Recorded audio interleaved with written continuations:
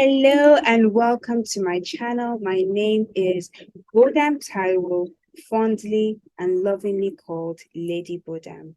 It is such a joy to be with you today, even if it's just for a few minutes. I haven't been on here recently. Life has been going on, and I cannot wait to update you on everything I've been through over the past few weeks and months, this year, really.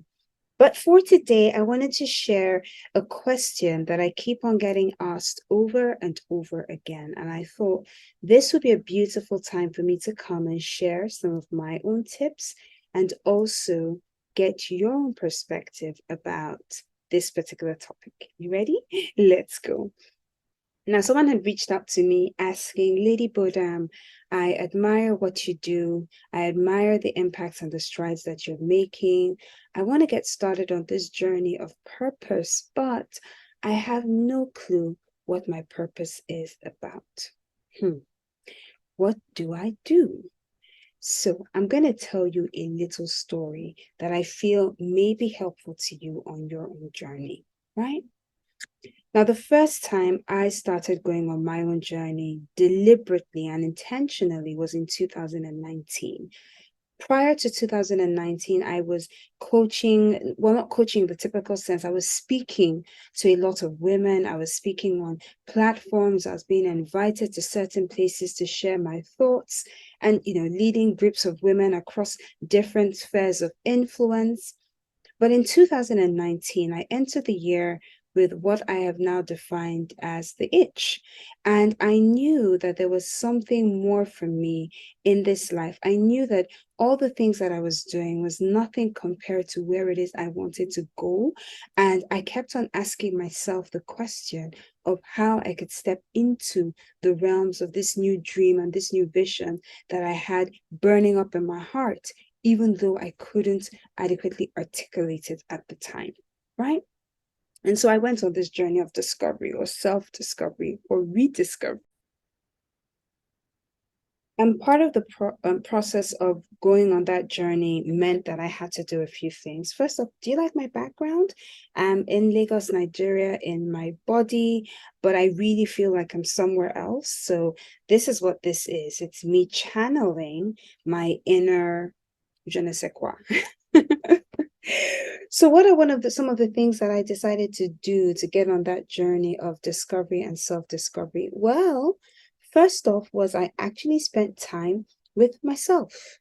I spent time getting to know me and listening to the things that were burning up in my heart, right? I spent time understanding how I'm wired. I took a gazillion and one personality test, and I know, some people knock these tests. I find them very helpful. I don't think they're self-fulfilling prophecy. So everything my tests say, I don't have to show up that way. However, it gives me an inclination of how I tend to be naturally wired and helps me understand the areas of growth. Do you see? So I invested in personality tests. I took several personality tests, right? I took all of them. I would print out the results. I'll sit with it with my pen, my printed out results. I would underline it. I would read it again, ask myself, this doesn't seem like me, but in what situations do I present this way? In what situations can I show up as this, right? So I started knowing myself intimately. 2 days ago, I was watching a movie, and as the movie was going on, almost a subconscious conversation in my mind, I was saying to myself, this scene, because of how your brain tends to naturally operate and how it tends to naturally wire, you need to check if this movie, if you're going to be playing some of these things later on when you're meant to be doing other things, will it affect your sleep? Because I'm so hyper aware now of how I am wired, hyper aware of the fact that my brain is this photographic piece of machinery. It works really amazingly, right? That it remembers words of conversations and movies in particular. I can quote entire movies for you. It remembers scenes, it remembers random pictures. This is how my brain is wired. So it's my responsibility to decide, what do I want to feed my mind? What do I want to feed my brain? And how is it going to have an impact on the output of my life? right? That's one thing to ask. The second thing was I reinvested again in my friendships. Ooh, I have sisters that, and brothers, let me be fair. I am just surrounded with such amazing people.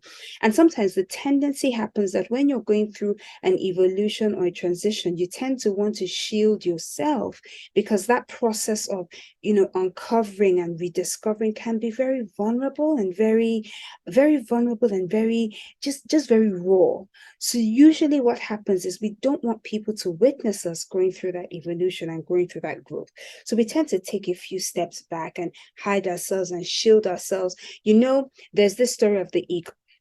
And when the eagle gets to a certain age and it's old, its beak is no longer as sharp, its talons are dull, the eagle flies off to a lonely place by itself.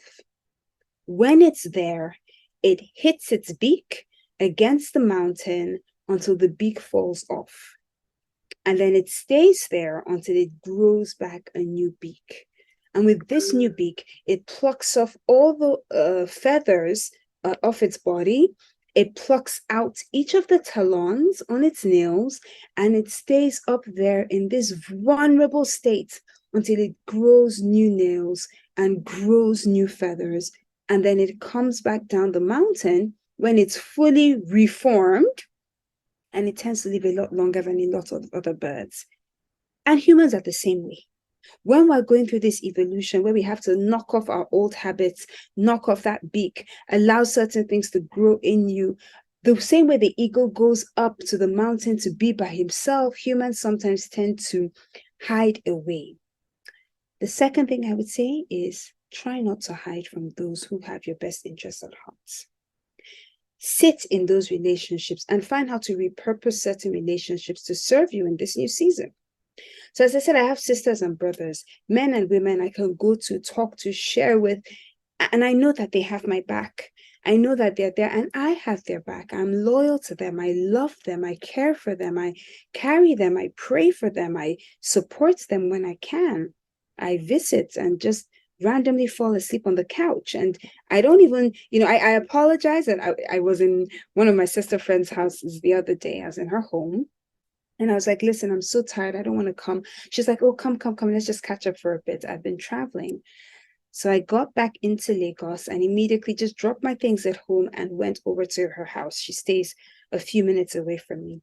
So I got in, I was exhausted, and I was saying, listen, I apologize in advance, guys. I'm probably going to fall asleep on the couch while in the middle of our conversation. And she's like, okay, what else is new? Yeah, sleep if you have to sleep. I ended up spending the night right there on that couch without moving. But why am I sharing this? We have built this relationship over time that just allows me to be as free as I want to be. And I'm not a person that shares easily, to be honest with you. But I've also found that there's power in vulnerability. And I'm going to do a separate post on this one, but there's a lot of power in vulnerability. There's a lot of, there's something that happens when men and women have these safe spaces where we're able to remove the crown of authority, remove the titles that we carry, remove the weight of responsibility, and just be open, honest, and vulnerable, and just play with a few people, right? That's very critical. So build, develop, strengthen those relationships. The third and final thing I'm going to say would be grow in your ability to know what part of your life needs urgent attention. Yeah. And what do I mean by this? So you've spent time, you know yourself, you spend time building your relationships. The third thing is what part of your life needs attention. Now, my coach has taught extensively. My coach, well, she's my sister, she's my coach, she's my friend, she's many things to me. So whichever title, just pick one and be going. Anyway, my beloved coach, DDK, Debola Dejikurumi, she's taught extensively on the wheel of life. And I believe Dr. Cindy Trim as well has also taught about the wheel of life and the different aspects of your life.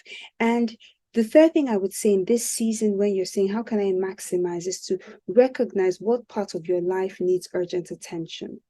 Is it your finances? Is it your relationships, with your spouse, if you're married, or your significant other? Is it your relationships with your extended family? Is it your relationships with your parents? Is it your relationships with associates and colleagues and co-laborers and mentors and mentees? Is it your leadership style and how it is you're leaving behind something that's bigger than you? Is it your immediate family? Because that's a big deal as well. Is it your career or your business? Are you moving forward, moving back, or turning around in circles? Right? There are 12 of them. And as the third final thing I would say to you is to sit with these 12 and do an urgent assessment. Where am I bleeding the most? Is it your health and your fitness? Where am I bleeding the most? And what do I need to do so that I can quickly ramp up that part of my life that's bleeding so it almost becomes average, and then you can take care of all the other parts of the life. Does that make it clear? So if you check and your finances is the one that's really bleeding, it's the lowest score, immediately you ask yourself, what can I do over the next 4 weeks, the next 12 weeks, the next 6 months, and the next 1 year to ensure that with my finances, I go from a place of lack to a place of abundance. I go from a place of debt to a place of financial stability, right? What do you need to do? And then you draw up that plan, and every day you take little, teeny, weeny steps in the direction of where it is you want to go. To summarize what I've said, a beautiful way for you to stretch in this season is, number one, know and understand yourself. Know and understand yourself. Number two would be to develop those spaces where you can feel safe, loved, free, and just really vulnerable in. So develop those safe spaces. And the third thing I say is commit to going on the journey of personal development. I like to say that you are the CEO of the conglomerate, the institution, the organization that is called you. And it's up to you to decide, how will your shares grow each year? How will they fall each year? And what extra value are you bringing to your business, to your organization, or even just to, you being a wife and or a mother? Right? I hope this helps. That's what was on my heart. I wanted to share with you. I have a few interviews coming up in a couple of days. I'm going to share that with you as well as they do so. But until then, my sisters and my brothers, it's been a joy catching up. I need to run. As I said, I have an appointment, but I'm carrying you always in my heart, in my thoughts, and in my prayers. God bless you. God keep you. And I will speak to you soon. Bye now.